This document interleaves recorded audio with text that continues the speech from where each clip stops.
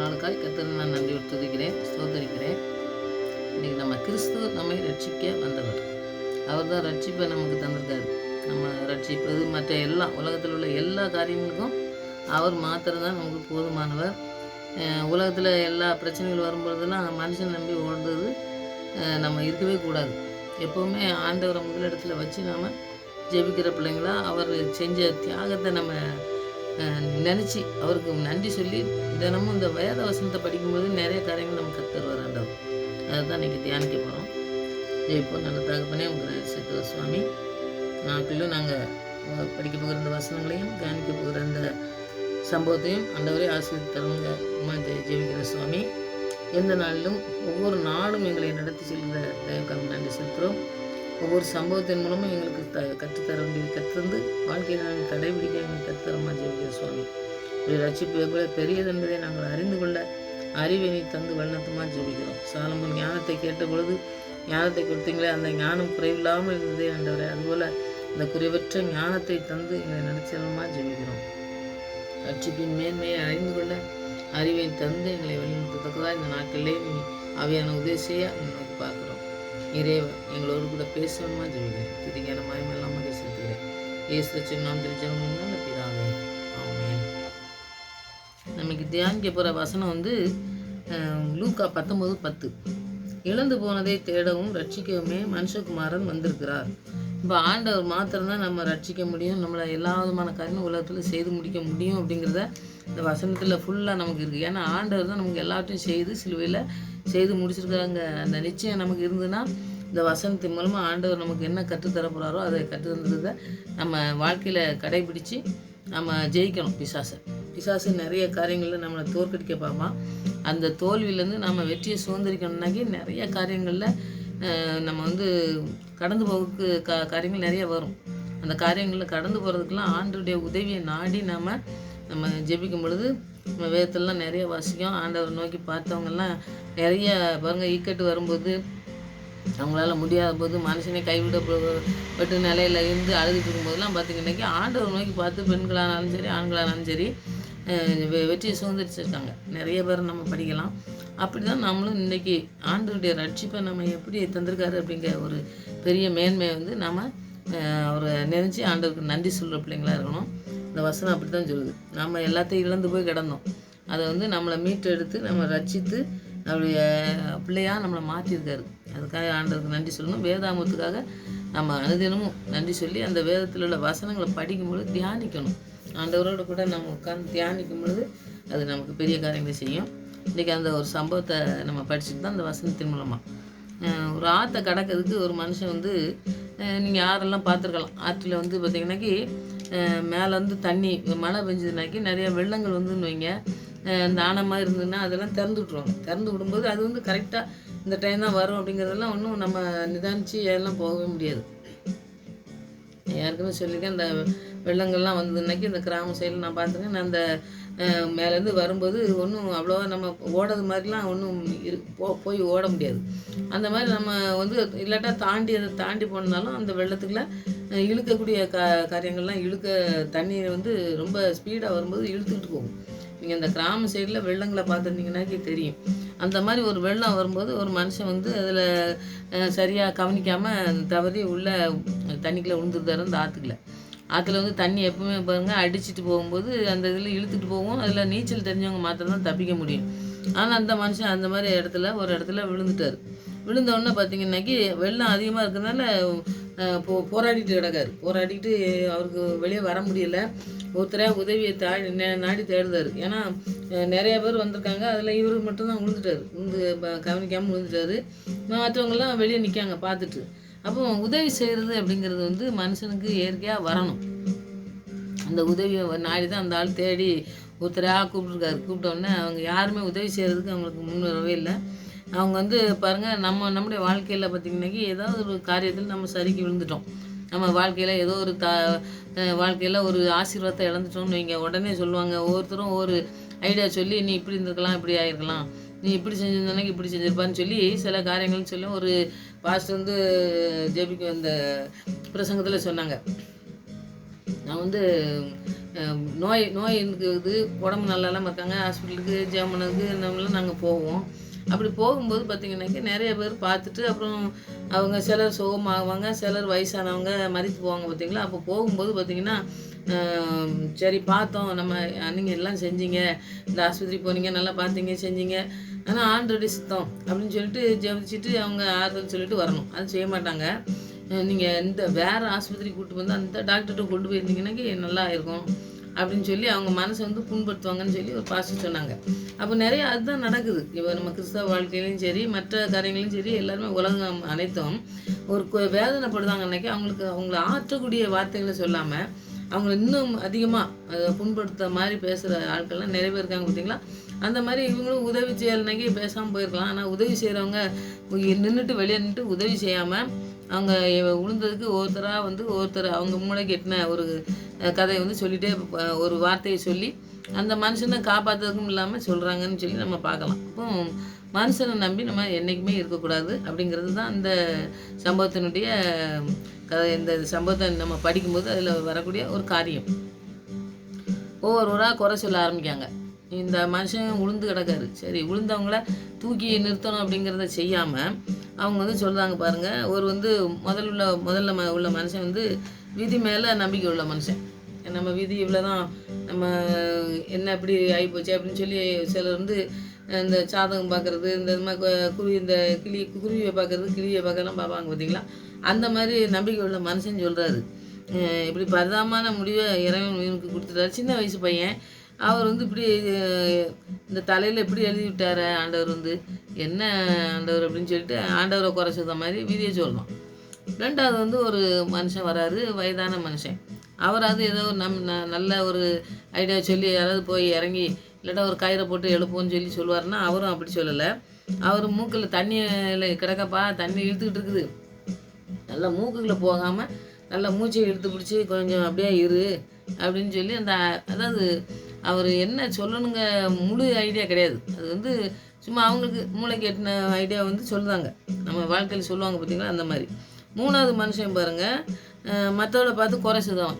இவன் இப்படி இருந்தால் பரவாயில்லையா, இதெல்லாம் என்ன செய்யாமல் இருந்துட்டான், இது செஞ்சுருந்தோம்னாக்கி இது ஆயிருக்கும்ல, நான் இப்போ சொன்னேன் பாருங்கள், இங்கே கொண்டு போயிருந்தோம்னாக்கி நல்லா சரியாக இருக்குன்னு சொல்லி டாக்டர் சொல்லுவாங்கன்னு சொல்லி அவங்க மனசை புண்படுத்துவாங்கல்ல. அந்த மாதிரி சொல்லுவேன். அவன் என்ன சொல்லுவான் பாருங்கள், நீச்சல் தெரிஞ்சிருந்தால் அந்த நிலைக்கு வந்திருப்பியாப்பா, நீச்சல் தெரியாமல் இப்படி போய் விழுந்துட்டியே அப்படின்னு சொல்லி அவன் சொல்லலாம். அப்போ அந்த முழுந்து கிடக்க மனுஷனுக்கு எவ்வளோ வேதனை இருக்குன்னு பாருங்கள். இவங்க சொல்கிற வார்த்தை எதுவுமே வந்து அந்த ஆளை காப்பாற்றக்கூடிய வார்த்தை கிடையவே கிடையாது. அடுத்தது நாலாவது ஒரு தாய் வராங்க. அவங்களாவது ஒரு நல்ல வார்த்தைகளை சொல்லி யாரையாவது கொண்டு போய் விட்டு சுகமாக்குவாங்களா, ஏதாவது அவங்கள வந்து தூக்கி விடுவாங்களா, யாராவது ஒரு கையை பிடிச்சோ ஏதோ பிடிச்சி ஒருத்தர் மாறி மாறி போய் கூட நம்ம இந்த தண்ணியிலேருந்து தம்பியை எடுத்துடலாம்னு சொல்லி அவங்க ஐடியா சொல்லுவாங்களான்னு பார்த்தோம்னா அதுவும் கிடையாது பாருங்கள். யார் பெற்ற பிள்ளையோ இந்த மாதிரி விழுந்துடுச்சே, அவங்க அம்மா பார்த்தாங்கன்னாக்கி என்ன கஷ்டப்படுவாங்க அப்படின்னு சொல்லி பரிதாப குரல் தான் கொடுக்காங்களே இல்லையா. அவங்களுக்கும் வந்து இந்த விடுதலை அந்த பையனை விடுவிச்சு வெளியே கொண்டாடுங்க அந்த ஐடியா வந்து அந்த அம்மாவும் சொல்லலை. அஞ்சாவது பார்த்திங்கனாக்கி ஏனோ தானோன்னு சொல்லி மற்றவங்களுக்கு அறிவுரை சொல்லுவோம் பார்த்தீங்களா. இந்த மாதிரி என்னடா நீ இப்படி செஞ்சுருக்கலாமே, இப்படி பார்த்து போயிருக்கலாமே, இந்த மாதிரி பார்த்து போகலனாக்கி கவனமாக போயிருந்தோம்னாக்கி இந்த மாதிரி ஆயிருக்கவே செய்யுது அப்படின்னு சொல்லி அந்த மாதிரி ஐடியா நிறைய பேர் சொல்லுவாங்க நம்ம வாழ்க்கையிலலாம். அந்த மாதிரி ஆள் வரோம். அவன் என்ன சொல்லுவான் பாருங்கள், வெள்ளம் வருதுன்னு தூரத்தில் பார்த்தாலே தெரியுமா, தூரத்தில் எந்த தூரத்தில் பார்த்தாலும் சரி. ஆமாம், நான் சொன்ன மாதிரி அதில் வெள்ளம் வந்து ஸ்பீடாக வரும். அதில் வந்து நாம் வந்து தப்பிச்சு போகிறதுக்கெலாம் ரொம்ப வந்து வாய்ப்புகள்லாம் இருக்கிறதுக்கு வாய்ப்பே இல்லை. ஆனால் இந்த ஆளுக்கு நீச்சலும் தெரில. அந்த இடத்துல வந்து நம்ம பார்த்து போவோம் அப்படிங்கிறது வந்து அது சரியான கேள்வியே கிடையாது. அதை கேட்காம் பாருங்கள். ஆற்றுல வெள்ளம் வருது, அதை பார்த்து இப்போ நின்று கவனமாக பார்த்து அப்புறம் ஆற்றுக்குள்ளே காலை வச்சுருக்கணும். அதை பார்க்காம சும்மா காலை வச்சுட்டு விழுந்த பிறகு இப்படி என்ன செய்கிறது, எப்படி ஆற்ற கெடுக்கிறது அப்படின்னு சொல்லிட்டு இப்படி சொல்லிட்டு இருக்கானே, இவனுக்கு எப்படி காப்பாற்றுவாங்க, யார் காப்பாற்றுவாங்க அப்படின்னு சொல்லி சொல்லுவான். எப்படி ஆற்றில் விழுந்தவனுக்கு வந்து உயிருக்கு போராடுறதுக்கு எந்த மனுஷனும் அந்த ஆளை வந்து ஒரு காப்பாற்றி அவரை வெளியே கொண்டாடணும் அப்படிங்கிற ஒரு அன்போ ஒரு யாரோ ஒருத்தர் முன் வரவே இல்லை. இப்போ அவர் ஒவ்வொருவரும் அவங்கவுங்க மூளைக்கு எட்டின கதையெல்லாம் சொல்லிகிட்டே இருந்துட்டு இருக்காங்க. இப்போ வந்து பாருங்கள், நம்முடைய வாழ்க்கையில் பார்த்திங்கன்னா ஏதோ ஒரு காரியத்தில் நம்ம விழுந்தால் நான் சொன்னேன் பாருங்கள், அது மாதிரி அந்த மாதிரி நம்ம இப்போ விழுந்த மனுஷனுக்கு வந்து என்ன செய்கிறாங்க பாருங்கள், உதவி கிடையாது. அப்போ நம்முடைய வாழ்க்கையிலையும் பார்த்திங்கன்னாக்கி இந்த மாதிரி காரியங்கள் நடக்கும்பொழுது இந்த மாதிரி அவங்களுடைய ஐடியாவை தான் சொல்லுவாங்களே இல்லையா, நமக்கு விடுதலை தரக்கூடிய ஒரு வார்த்தைகள் வந்து யார்கிட்டையுமே நம்ம எதிர்பார்க்கவே முடியாது. ரொம்ப ரேர். இப்போ மிஷினரிகள்லாம் பிள்ளைகளை வளர்க்காங்க, நிறைய பிள்ளைங்கள் வந்து அனாதை பிள்ளைங்கள்லாம் வளர்க்காங்க, கஷ்டப்படுறவங்களுக்கு செய்கிறாங்க, அப்படிலாம் இருக்காங்க நிறைய பேர். ஆனால் வந்து இந்த மாதிரி வார்த்தைகள் சொல்கிறவங்க நிறைய பேர் இருக்காங்க. அது வந்து நம்ம குறைவாக தான் நம்ம பார்க்க முடியும். இந்த மாதிரி தியாகத்தோடு மற்றவங்களுக்கு நல்லது செய்யணும் அப்படிங்கக்கூடிய காரியங்கள் செய்கிறவங்கலாம் இன்றைக்கி வந்து நம்ம அதிகமாக பார்க்கவே முடியல. ஆனால் சிலர் இருக்காங்க, இல்லாமல் இல்லைன்னு சொல்ல முடியாது. ஆனால் நிறைய பேர் இந்த மாதிரி மனசை புண்படுத்தக்கூடிய வார்த்தைகள் சொல்கிறவங்க தான் நிறைய பேர் இருக்காங்க பார்த்திங்கன்னா. அந்த மாதிரி செஞ்சுட்டு இருக்கும்போது ஆண்டவர் நமக்காண்டி நான் முதல்ல சொன்ன மாதிரி இழந்து போனதே நம்ம இழந்துட்டோம் எல்லாத்தையும். நம்ம வந்து பாருங்கள், மனுஷனுடைய உதவியே நாடி தேடி ஓடுவோம். அப்படியே நம்ம போயிட்டு இருக்கும்போது தான் ஆண்டவர் நம்மளை ரட்சித்து அவருடைய பிள்ளையாக மாற்றினாருன்னு சொன்னேன் பார்த்தீங்கன்னா. அந்த மாதிரி ஆண்டவர் மாதிரி ஒரு மனுஷன் வராருன்னு சொல்லி நம்ம பார்க்கலாம். ஏன்னா ஆண்டவர் மாத்திரம் தான் நமக்கு எல்லாத்துலேயும் நமக்கு பாதுகாக்கக்கூடியவருங்கிறத வசனத்தை படித்து நம்ம தியானிச்சிருந்தோம்னாக்கி இந்த மாதிரி காரியங்களில் நாம் வந்து ஜெயிக்க முடியும். அதனால தான் நான் அந்த வார்த்தைகள் பாருங்கள், ஏசாயா 32:2 பார்த்திங்கன்னா, பெரு வெள்ளத்துக்கு ஒதுங்கிறதுக்கு புகலிடம் அவர் தான் புகலிடமாக நமக்கு இருக்கார். நமக்கு அவர் இருக்கிறதுனால நாம் இந்த வெள்ளம் போல் சத்துரு வந்தாலும் சரி எது வந்தாலும் சரி நம்ம ஜெயிக்க முடியுங்கிற அந்த விசுவாசம் நமக்கு இருக்கணும்.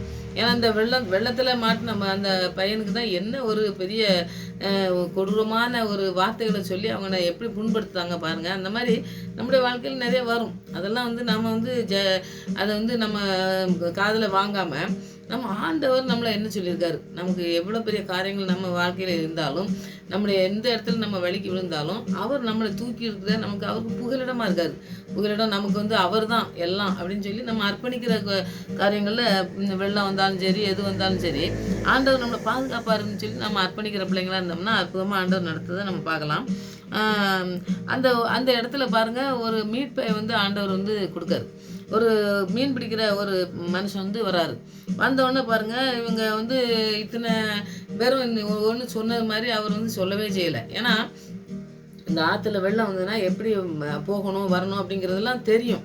அப்போ நம்முடைய ஆண்டவருக்கு தான் நம்முடைய வாழ்க்கையில் எந்த குறைகள் இருக்குதோ அதை வந்து நிவர்த்தி பண்ணி நம்மளை வந்து விடுதலை செஞ்சு நம்மளை ஆசீர்வதிக்கணுங்கிறது அவருக்கு மட்டும்தான் தெரியுமா இல்லையா, அந்த மனுஷன் தெரியவே செய்யாது. அப்போ இந்த மனுஷன் நம்பி நம்ம ஓட வேண்டிய அவசியம் இல்லை. இந்த மனுஷன் வந்த உடனே மீன் பிடிக்கிற அந்த இடத்துல மீன் பிடிக்கிற ஒரு மனுஷன் வந்த உடனே குதிச்சிட்டார். யார்கிட்டையும் இன்னமும் கேட்கல, ஐயா நீங்கள் வரீங்களா நீங்கள் வரீங்களா யாருமே கேட்கல. உடனே குதித்து ஆற்றுல குதிச்சாரு. அந்த பையனை எடுத்து வெளியே கொண்டு வந்துட்டார். கொண்டு வந்தோடனே எவ்வளோ சந்தோஷமாக இருந்திருக்குன்னு பாருங்கள், அந்த பையனுக்கு எவ்வளோ சந்தோஷமாக இருந்திருக்குன்னு பாருங்கள். அப்போ ஆண்டவர் மாதிரி இந்த மீன் பிடிக்கிற மனுஷன் வந்து கொண்டு போய் அந்த காரியங்களை தான் நம்ம ஆண்டவராக இயேசு கிறிஸ்து செஞ்சுருக்காருன்னு நம்ம பார்க்கலாம். எப்போ அந்த இழந்து போனதை தேடவும் ரட்சிக்கவும் வந்தார்னா அவர் அந்த காரியத்தை தான் செஞ்சுருக்காரு. இந்த மீட்பை தான் நமக்கு கிறிஸ்து நமக்காக செய்தாருன்னு சொல்லி நம்ம பார்க்கலாம். நாம் எல்லாரும் பாவம் செய்து வீழ்ந்து கிடந்த போது கிறிஸ்து நம்மை தூக்கி கரை சேர்க்கிறவராக இருந்தார். அவர் தான் கரை சேர்க்கிறவர். எல்லாவற்றிலும் நாம் அர்ப்பணிக்கணும். பாருங்கள், இந்த கரை சேர்க்கறதுக்கு எத்தனை பேர் இருந்தாலும் எத்தனை பேரும் வேடிக்கை தான் பார்த்துட்டு இருந்தாங்க. ஆனால் ஆண்டவர் வந்து மாத்திரம்னா அது வந்து மீட்டு எடுக்கக்கூடிய ஒரு நல்ல காரியத்தை செஞ்சு நமக்கு வந்து மீட்பை மாத்திரம் இல்லை, நம்ம ரட்சித்து அவருடைய பிள்ளையாக மாற்றி நம்மளை வந்து இந்த உலகத்தில் வாழுத நாட்களில் அவரை நம்பி வாழணும் அப்படிங்கிறதுல அவர் எவ்வளோ சந்தோஷமாக இருக்கார். ஆனால் நாம் எப்படி இருக்கோம் வாழ்க்கையில், நம்ம அவரை தான் நம்பி வாழுதோமா, இல்லாட்டா அந்த மனுஷங்கள்லாம் சொல்கிறாங்களே அந்த காரியங்களை நம்ம சொல்லிகிட்டு இருக்கோமா அப்படின்னு சொல்லி நம்ம தியானிக்கணும். நம்ம வசனத்தை தியானிக்கும் பொழுது பாருங்கள், எந்த நேரத்துலையும் அவர் நம்மளை விடுதலை செய்கிறதுக்கு, நம்மளை விடுவிக்கிறதுக்கு, நம்ம ரட்சிப்பை கொண்டாடுறதுக்கு, நமக்கு எந்த பிரச்சனைகள் வந்தாலும் அதுலேருந்து நம்மளை மீட்டு எடுக்கிறதுக்கு. நமக்கு பாருங்கள், அந்த பையனுக்கு தம்பிக்கு நீச்சல் தெரியாமல் இருந்திருக்கலாம், ஒரு வேளை பார்க்காம விழுந்திருக்கலாம், எல்லாமே அவங்க சொன்னது இருந்துக்கலாம். ஆனால் வந்து எந்த காரியம் நடந்தாலும் உயிர் வந்து ரொம்ப பெருசு. அந்த உயிரை வந்து காப்பாற்றுறதுக்கு எந்த விதமான முடிவும் அவங்க எடுக்கவே இல்லை பார்த்தீங்களா. அந்த மாதிரி இருக்கிற மனுஷங்கிட்ட இருக்கிறதுக்கு ஆண்டவருடைய வசனத்தில் நாம் இருந்தோம்னாக்கி அவர் நம்மளை எப்படி யாரை கொண்டுனாலும் நமக்கு விடுதலை செய்ய வல்லமுள்ள தேவன். அவர் வந்து நம்ம விழுந்து கிடக்கும்போது நம்மளை அப்படியே விட்டு போகிற ஆண்டவர் இல்லை. அவர் தான் நம்மளை விடுதலை செஞ்சு நம்ம பிசாசு கொண்டு வர எல்லா பிரச்சனைக்கும் நமக்கு விடுதலை செய்யக்கூடிய ஆண்டவர் நம்முடைய ஆண்டவராக இயேசு கிறிஸ்து தான். அவருடைய வார்த்தை தான். அவருடைய வார்த்தையின் மூலமாக நம்ம வந்து ஜெயிக்க முடியும். வார்த்தையை சொல்லி நம்ம ஜெயிப்போம். ஆண்டவரே எங்களை நீங்கள் தேடி வந்தீங்க ஆண்டவரே, எங்களை ரட்சித்தீங்க, உங்களுடைய பிள்ளையா மாற்றினீங்க. நீங்கள் மாத்திரம்தான் எங்களுக்கு எல்லாவற்றிலும் புகலிடமாக இருக்கீங்க. அதனால நீங்கள் போதும் ஆண்டவரே. மற்ற மனிதர்கள் சொல்கிற வார்த்தைகள் மூலமாக எங்களை நாங்கள் காயப்படுத்தாதபடி உங்களுடைய வார்த்தைகள் எங்களுடைய காயத்தெல்லாம் ஆற்றக்கூடியதுன்னு சொல்லி நாங்கள் விசுவாசித்து இன்றைக்கி ஜெபிக்கும் ஆண்டவரே. எங்களுக்கு ஜெயத்தை தாங்க, எங்களுக்கு ஆசீர்வாதிங்க, எங்களை விடுதலை செய்யுங்கன்னு சொல்லி நம்ம ஜெயிப்போம். ஆண்டவர் எல்லாத்திலும் நம்ம ஜெயிக்கிறதுக்கு ஆண்டவர் உதவி செய்வார். அந்த உதவியை நாடி நம்ம ஜெபிக்கும் பொழுது ஒரு இடத்துல நாம் வெக்கப்பட்டே போக மாட்டோம். அந்த வெக்கப்பட்ட இடத்துல நம்மளை உயர்த்துக்கிற நல்ல தகப்பன் கண்மலையின் மேல் நம்மளை உயர்த்தி வழி நடத்துவார். அதனால் அந்த தம்பி பாருங்கள் எவ்வளோ மீட்புகளை ஒரே நிமிஷத்தில் கொண்டு வந்தார் பாருங்கள். அந்த மாதிரி ஒரு மீட்பை தான் நமக்கு தந்திருக்காரு. நமக்கு பெரிய காரியங்களை செய்து முடிச்சிருக்காரு சிலுவையில். அந்த காரியங்களுக்கு ஆண்டவருக்கு நன்றி சொல்லி வேதாந்தத்தை அனுதினமும் தியானிக்கும் பொழுது, இந்த வசனத்தை சொல்லி நம்ம ஜெபிக்கும் பொழுது ஆண்டவர் பெரிய காரியங்கள் நம்முடைய வாழ்க்கையை செய்வார். நம்முடைய பிள்ளையுடைய வாழ்க்கையிலும் செய்ய நம்ம அர்ப்பணிப்போம். அற்புதமாக ஆண்டவர் நடத்துவதை நம்ம இந்த நாட்களை பார்க்கலாம். ஆமென்.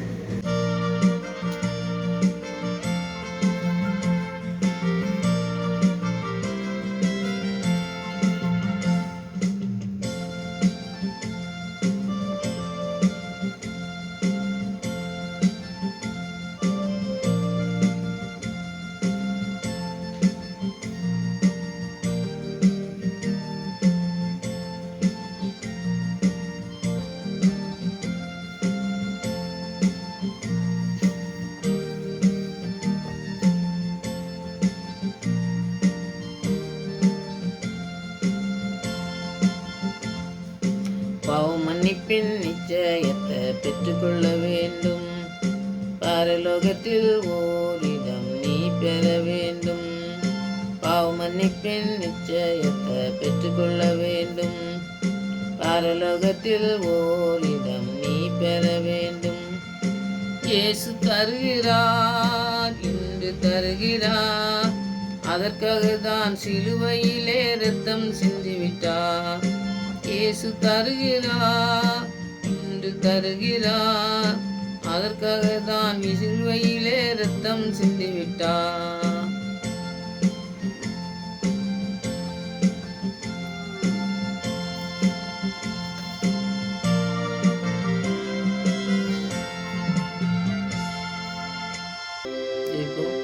நல்ல தகப்பனே, பாவ மன்னிப்பின் நிச்சயத்தை தந்த தேவன், ரட்சிப்பை எங்களுக்கு தந்த தேவன், இலவசமாய் எங்களை ரட்சிப்பது மாத்திரமல்ல எல்லாவற்றையும் செய்து முடிக்க வல்லமுள்ள தேவனாக இருக்கீங்க. நன்றி செலுத்துகிறோம்.